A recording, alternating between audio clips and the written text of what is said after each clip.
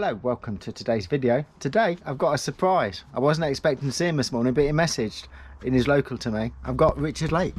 Hello everyone, how you doing? Hope you're well. So I'm sure most of you will know Richard is fresh off completing the Transcontinental race across Europe. Now, the last time we spoke, it was in your preparation for it, and I remember you saying, I'm going to stay off your bike for a good few weeks after it, and now I find you riding past my door. Yeah, less than 2 weeks later. Less than 2 weeks later.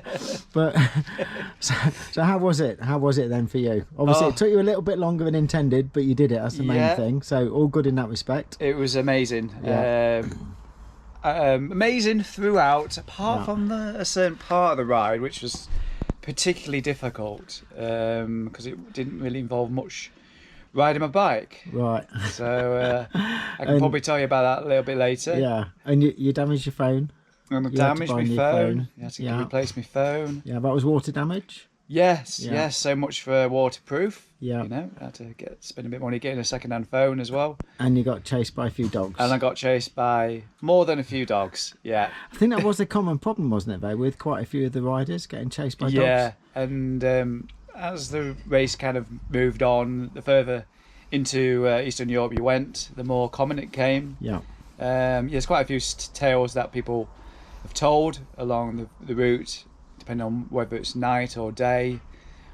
The dogs will behave differently to you. Yeah. Yeah. I mean, I suppose in this country, our dogs are in the gardens. You might hear a dog bark, but culturally, I think it's different, isn't it? The dogs are out, they're roaming, and they're going to chase you because you'll be quite alien, I guess. They walk, you know, they're quite happily running across the middle of the road, chasing everything in sight. They don't know if you're a local or not, to be honest, Paul. They'll chase you no matter what.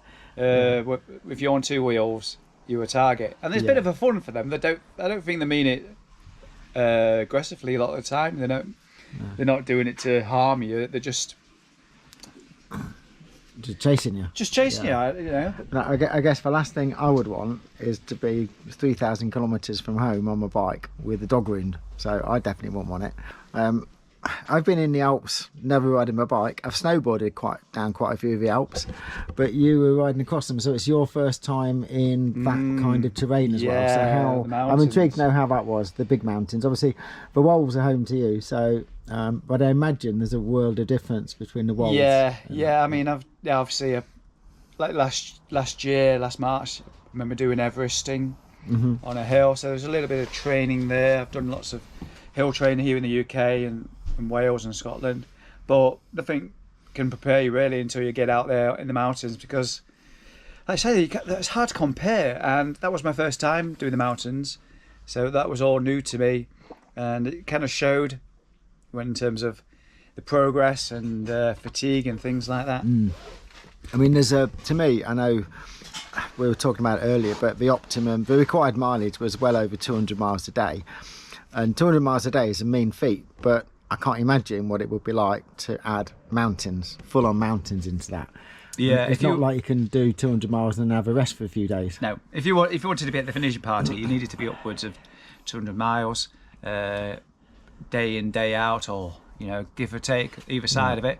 But I was closer to 250 kilometres. That was my kind of my above where I was heading for the first few days. As I got to the Alps and hit all the mountains, it kind of dropped off from there, unfortunately. But also the issue with the mountains was I wasn't experienced going down them so much, going around the hairpins and all those turns, and I kind of avoided any sort of mountain passes during the night time as well. Yeah, and imagine on a fully laden bike, if you're not used to mountain passes, that's going to be awkward too in the dark, as you say.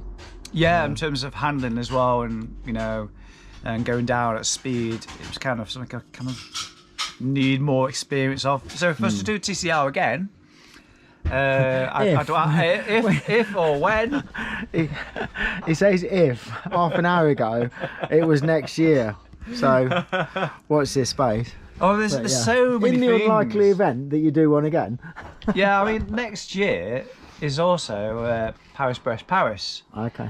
So I've got a choice, between those two, and I'm going to probably look see what else is available as well on the menu. I mean, obviously, in completing it, you had so many tails, I'm sure. But Yeah. if there was a one high point that you could pick, what would that be? High points would be climbing the Stelvio Pass Okay. through the Italian Alps. Yeah. That was just amazing. And obviously, you see it online on YouTube and elsewhere, and you see all those turns winding the way up the face of the mountain, and it's just like you see it in those videos. It's difficult climb, but it's pleasurable. But it's one of these climbs where you can't phase it out. You can't just ignore it because it's right there in front of you all the time.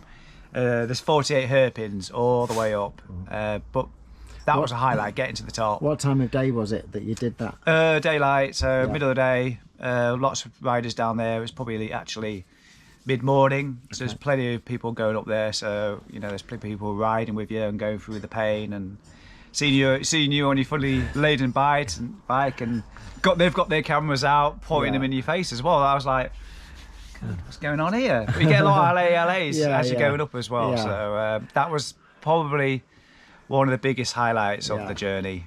And then what would be the lowest point for you? The lowest point would have to be in the fourth parkour. Yeah. In Transcontinental, which is in the Romanian. It's in the northern mountain ranges of Romania. So what this was, for those who don't know anything about TCR or that particular parkour, it's mostly off-road.